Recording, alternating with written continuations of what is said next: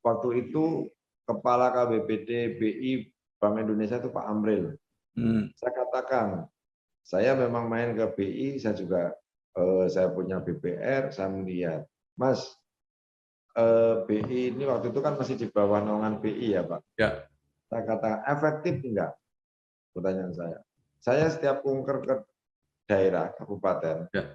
Itu ada BKK yang dulu badan kredit kecamatan itu menjadi PD dan lain sebagainya, itu setiap kecamatan ada direkturnya. Asetnya tidak seberapa, pengelolaannya tidak profesional.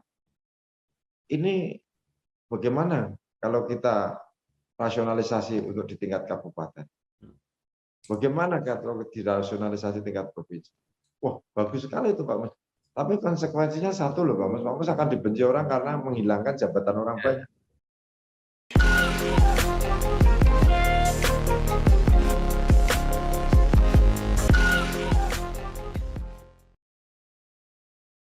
Kudus kotaku, kota kudus, kota wali, kota santri endah bagus. Menara dhuwur ana ing tengah-tengahe kutha, tinggalane para wali lan ulama.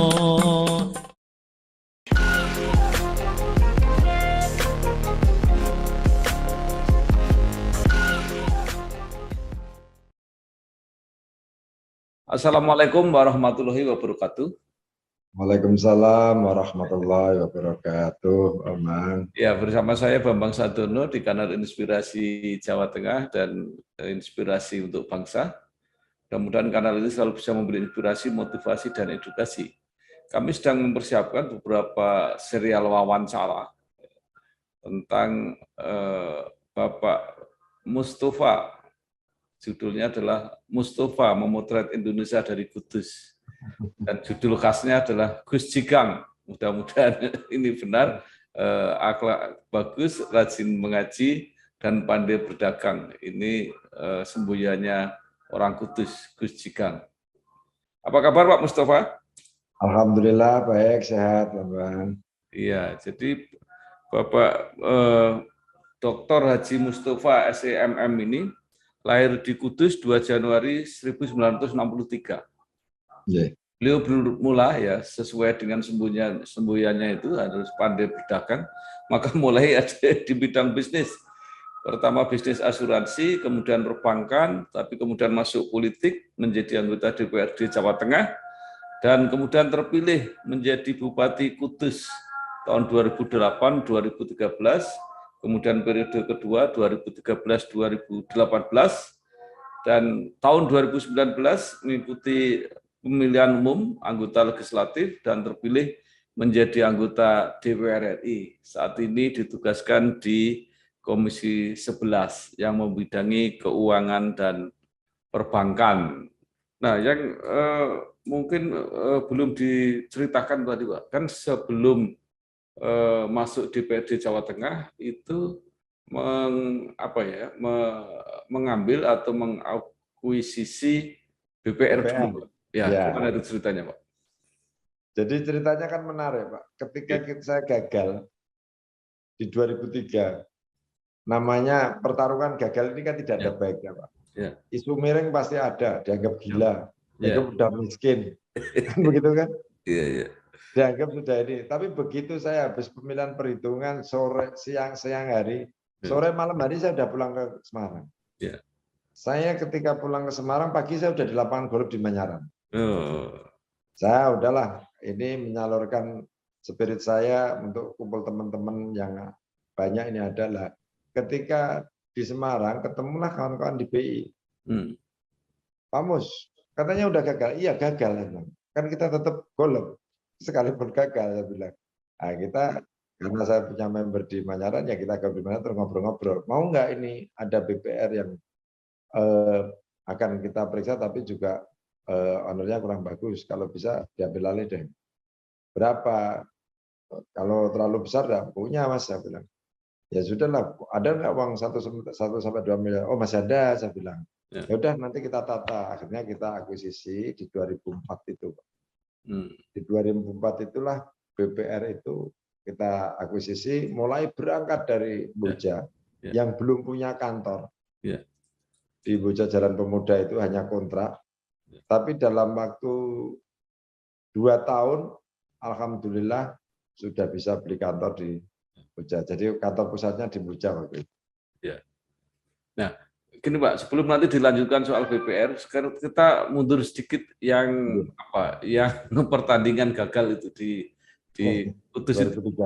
Iya, itu gimana tiba-tiba Bapak mencalonkan itu? Kan pasti kan ada prosesnya itu. Ya begini, karena ketika proses mencalonkan itu, karena saat itu memang kami sudah kebetulan di DPD PDI ini, di PDI Perjuangan itu, saya menjadi bendara Bapilu. Ketua Bapilunya, Badan Pemenangan Pemilu. Yang kebetulan bendaranya Mas Alwin, Alwin Basri itu. Nah, ketika proses itu saya pikir ini proses politik ini gimana sih sesungguhnya? Ya sudahlah, karena saya punya niat, cita-cita saya ketika sejak SMA itu saya ingin pulang, apa sih yang kita lakukan? Karena mau jadi juara apa kalau kami tidak pernah menorehkan apa sesuatu yang di kampung halaman? Kan juga rasanya ini, karena saya melihat para senior-senior saya, pendahulu-pendahulu saya menjadi hebat di Jakarta, tapi kan tidak ada sesuatu yang ditinggalkan di kampung halaman.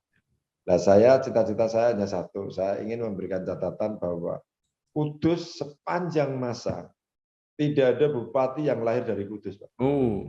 Itu spirit saya. Maka saya ingin buktikan, saya ini orang dari desa, hanya anak seorang bakul di Pasar Kliwon,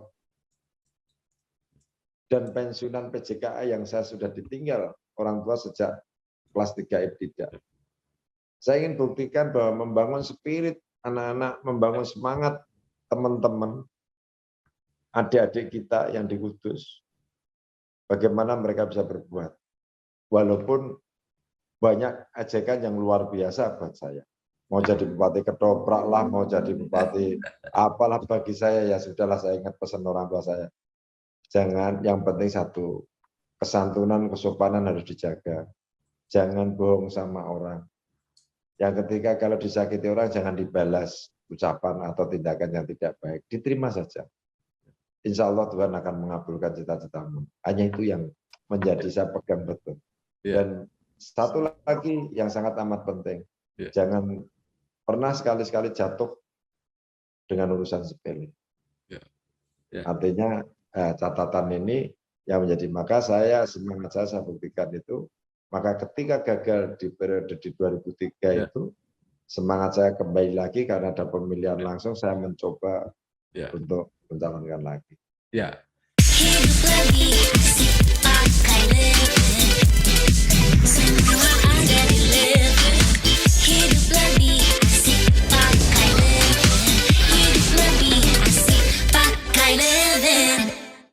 Menarik, Pak. Nanti itu cerita di belakang. Saya mau tanya begini, kan Bapak itu dicalonkan oleh PDIP.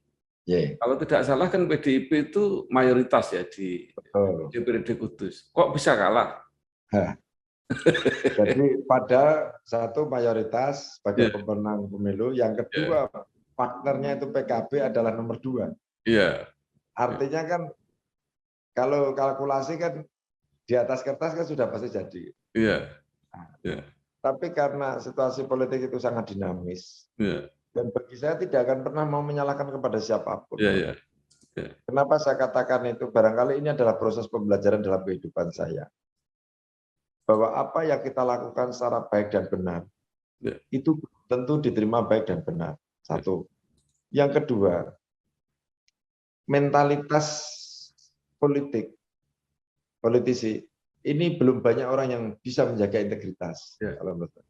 Kalau saya berangkat dari seorang bisnis, seorang penjual jasa, orang yang membangun kepercayaan. Tapi mohon maaf, apakah politisi bisa seperti itu? Kan belum tentu, ada yang bisa, ada yang tidak. Tentu ada yang bisa, ada yang tidak.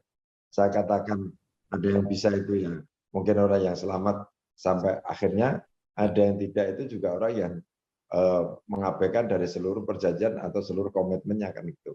Nah inilah bagi saya, karena banyak hal yang mempengaruhi untuk menjadikan saya harus tidak lakukan, maka saya tidak mau itu. Kalau bicara soal syarat rukun semua udah kita lengkapi. Tapi kan biasa, Pak. Namanya hari ini bilang A, besok keluar B, dan wajah tidak berubah itu ya biasa. Kan? Maka tadi saya katakan, apakah politisi ini ada politisi yang menjaga integritas atau tidak. Nah, saya pisahkan. Maka saya berjanji pada diri saya, Pak, insya Allah, sekalipun saya itu bukan orang yang baik, tapi setidaknya saya akan jaga betul integritas saya. Baik dalam berpolitik maupun dalam bisnis.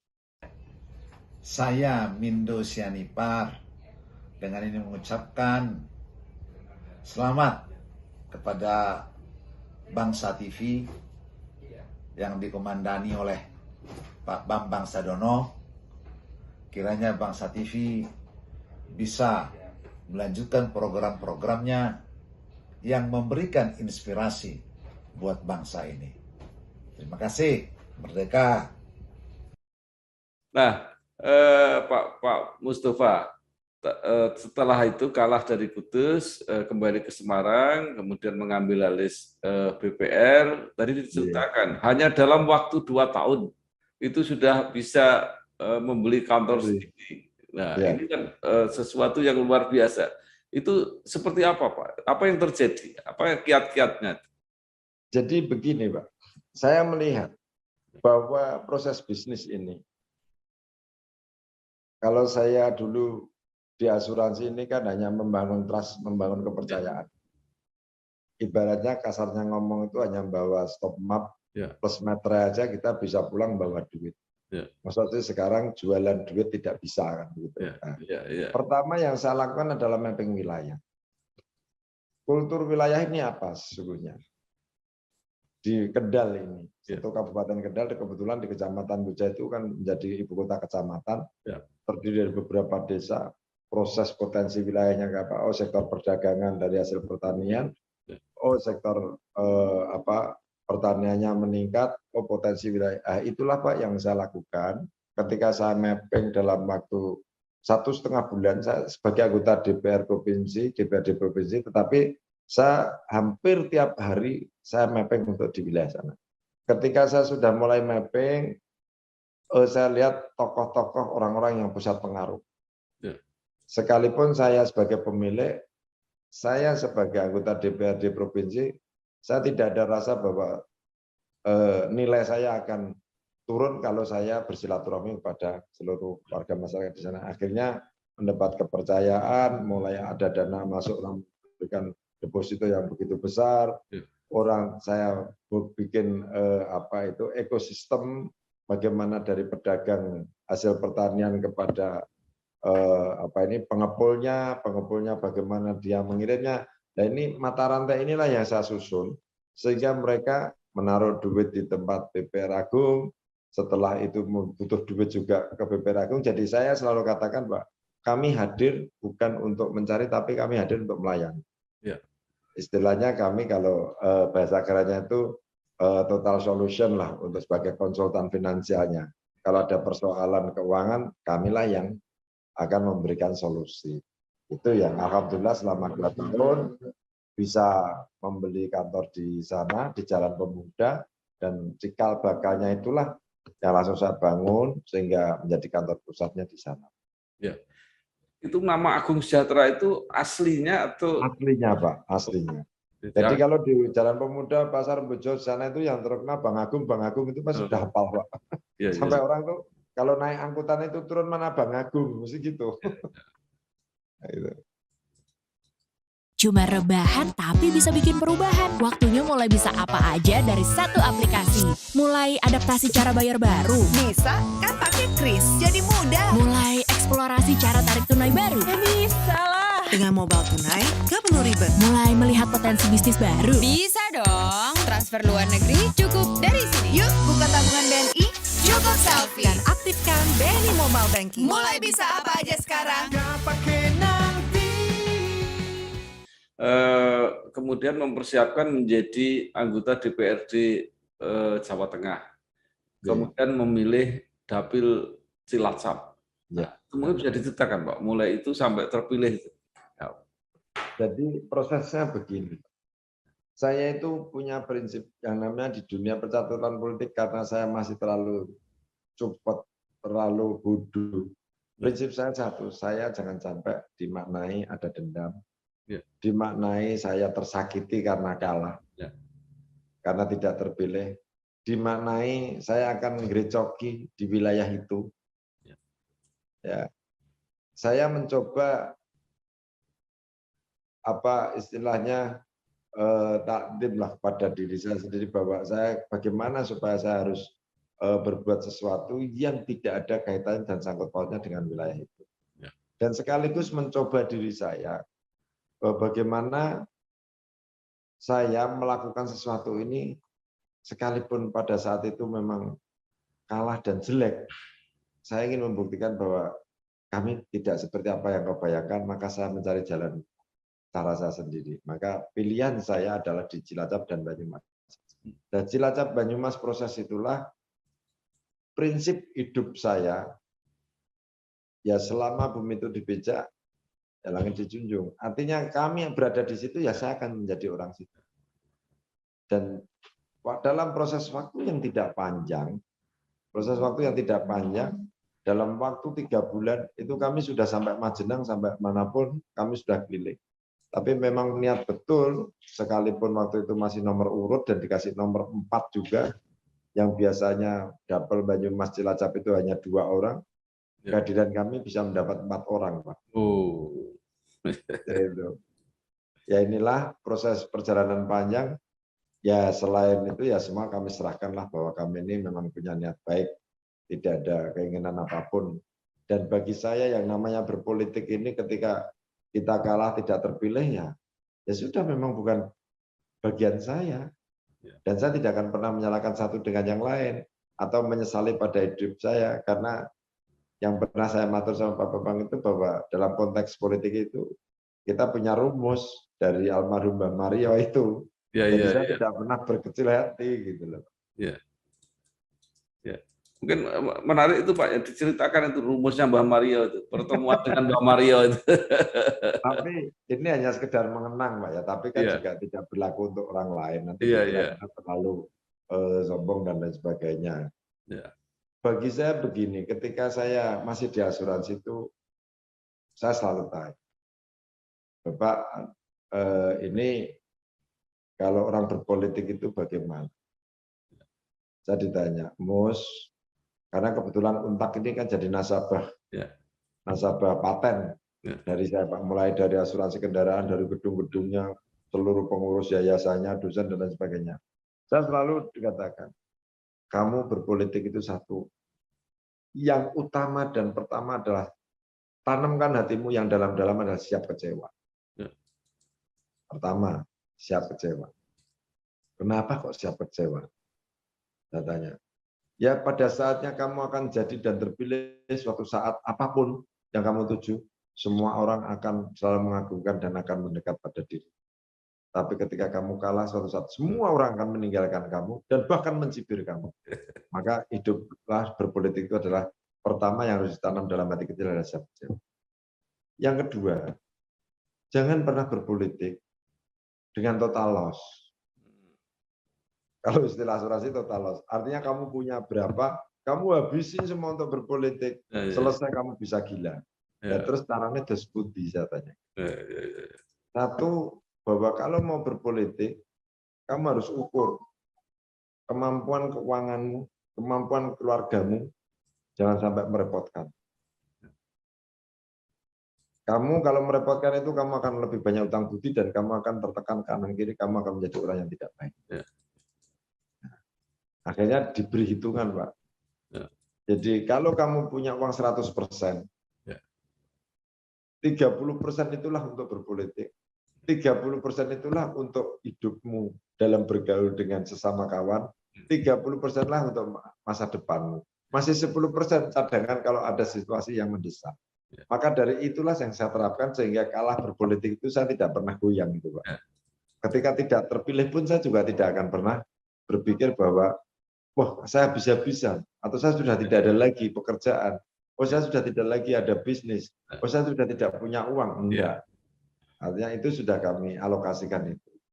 Saya, Sasongko Tejo, mengucapkan selamat ulang tahun yang kedua kepada Bangsa TV dan kanal YouTube Inspirasi Bangsa dan Inspirasi Jawa Tengah yang dikelola oleh Bambang Sadono, wartawan senior. Semoga sukses dan semoga mendapatkan respon atau mendapatkan tempat di hati masyarakat Jawa Tengah dan masyarakat Indonesia pada umumnya. Bapak kemudian menjadi anggota DPRD Jawa Tengah. Apa yang dilakukan? Benar ya Pak, jadi di Iya. DPRD Jawa Tengah ini sebenarnya begini, karena saya dulu berpikir gini, di DPRD ini kan Bapak juga pernah juga, Iya, iya, iya. di mana-mana DPD Iya, iya. kan. Iya, iya. Di legislatif ini kan semua keputusan kan kolektif kolegial. Iya, iya. Artinya saya melihat, di DPRD kok begini ya, ya termasuk seperti di DPR sekarang inilah. Artinya tidak ada sesuatu yang triggernya ini kurang, karena kami biasa di perusahaan itu selalu orang yang bisa ngambil kebijakan, orang yang bisa ngambil keputusan, dan bisa dievaluasi suatu saat ini. Nah, saya kebetulan memang waktu itu saya minta di Komisi C, di Komisi Keuangan. Yeah. Pertama, saya sesuai dengan tugas bidang saya ingin melihat apa sih yang menarik di keuangan pemerintah provinsi saat itu. Pertama adalah dari sisi pendapatan. Yang kedua, di situ ada BKK banyak sekali. BKK kok setiap kecamatan ada direkturnya waktu itu kan Pak. Nah, iya. Dinas pendapatan ini kok ada ketidakadilan bahwa bagian pendapatan antara provinsi yang tidak memungut dengan kabupaten yang memungut kok semua diambil provinsi, kabupaten yang dapat sisa. Lah, ini mungkin yang menjadi pertarungan awal saya. Sehingga saya akhirnya ya sudah kalau tidak mengikuti saya sudah. Pertama, waktu itu Kepala KBPD BI Bank Indonesia itu Pak Amril. Saya katakan, saya memang main ke BI, saya juga saya punya BPR, saya melihat, Mas, BI ini waktu itu kan masih di bawah naungan BI ya Pak. Ya. Saya katakan efektif enggak? Pertanyaan saya. Saya setiap kunker ke daerah kabupaten, itu ada BKK yang dulu badan kredit kecamatan itu menjadi PD dan lain sebagainya, itu setiap kecamatan ada direkturnya. Asetnya tidak seberapa, pengelolaannya tidak profesional. Ini bagaimana kalau kita rasionalisasi untuk di tingkat kabupaten? Bagaimana kalau dirasionalisasi tingkat provinsi? Wah, bagus sekali itu Pak Mas. Tapi konsekuensinya satu loh Pak Mas. Pak Mas akan dibenci orang karena menghilangkan jabatan orang banyak. Pertanyaan saya sama Pak Amril satu.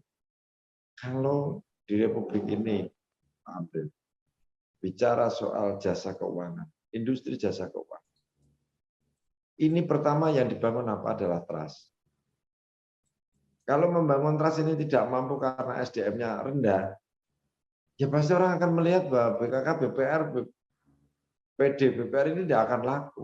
Karena apa? Orangnya bodoh. Karena apa? Banyak yang menipu. Karena apa? Tidak menguasai peraturan dari Bank Indonesia. Saya bilang, akhirnya setuju. Kalau begitu begini, Pak Mus nanti bikin surat, saya panggil aja untuk dengar pendapat. Akhirnya kita sinkronkan, sepakat, kita sampaikan waktu itu Pak Gubernurnya Pak Mardianto ya. Terus waktu itu Kepala Biro Kabak Perekonomiannya Mas Sugeng, saya masih ingat betul Mas Sugeng, Kepala Biro Perekonomian yang kita undang juga, kita diskusikan banyak hal, cobalah kita rubah perdanya. Nah, merubah perda itu dimanai karena ini inisiatif dan ide saya, di mana ada sesuatu, ya silakan, saya tidak ada urusan. Saya ingin membangun bagaimana BKK ini, BPR yang milik pemerintah daerah itu punya kepercayaan. Dan akhirnya sekarang bisa dirasakan, Bapak. Bahwa seperti Geroboknya asetnya, Gerobokan misalkan asetnya sudah triliunan, Banyumas sudah triliunan. Artinya ini kan sesuatu yang orang tidak bisa melihat pada saat itu, tapi sekian tahun yang akan datang munculnya itu. Itulah yang menjadi kebanggaan saya bahwa dampak dari itu saya berpikir karena saya punya BPR. Ya. Karena BPR nanti dilihat dengan sebelah mata, bahwa sesuai dengan undang-undang perbankan, bank di Indonesia itu adanya adalah bank umum dan BPR. Kenapa BPR tidak diberikan kesempatan itu? Nah, itulah saya mulai mencoba melihat itu, kita kristalisasi. Dan akhirnya nampaknya sekarang juga sudah diakuisisi, ditarik lagi sudah di tingkat provinsi kelihatannya sekarang ini. Ada BKK yang tingkat provinsi. Tingkat provinsi kan, Pak? Ya. Nah, itulah akhirnya. Cuma ini kendali kontrolnya, saya yakin karena sistem manajemen risk manajemennya tidak dikelola dengan baik, saya rasa tidak akan sehat. Ya. Jadi itu mesti harus ada kendali, mutunya untuk risk manajemennya harus baik. Dan saya lihat ini pertumbuhannya juga nampaknya agak lambat kalau saya lihat, karena belum melihat ada nilai-nilai, karena di Infobank itu selalu dimuat.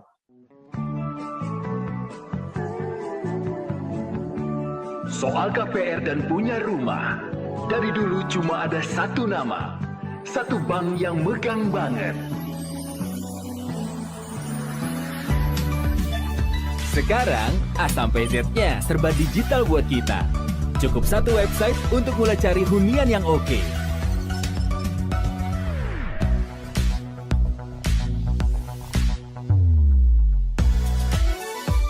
Lagi sesibuk apapun, cukup satu fitur ngajuin KPR online.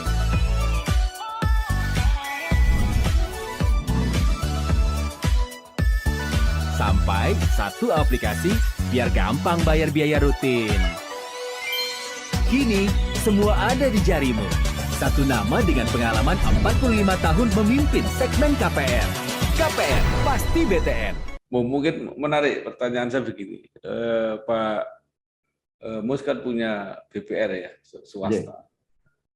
Mengapa kalau milik pemerintah itu cenderung nggak efisien, jadi nggak bagus lah gitu kira-kira. Kenapa? Jadi ya mohon maaf, ini secara pandangan pribadi saya, Pak ya. Ya. Mindset para pelaku bisnis maupun penyelenggara di pemerintahan, saya katakan di pemerintahan, ini kan selalu mengandalkan bahwa rencana kerja RKA yang disusun itu basisnya adalah basis anggaran. Ya.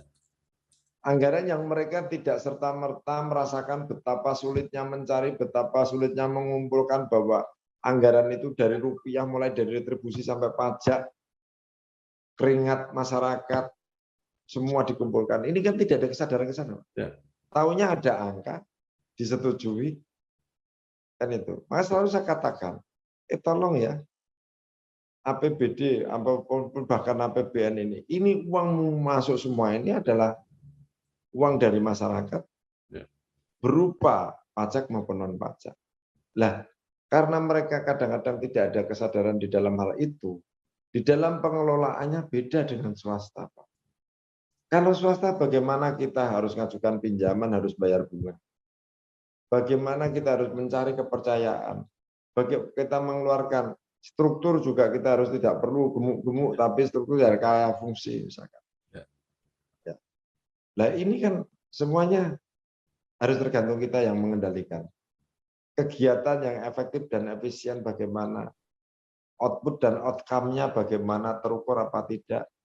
Ini kan yang penting mereka, saya juga kadang-kadang dengan nasab sekian triliun, sekian ratus miliar itu labanya hanya sekian misalkan. Loh, ini kalau dipikirkan ya gila juga gitu loh. Tapi ya itu urusan mereka. Ya.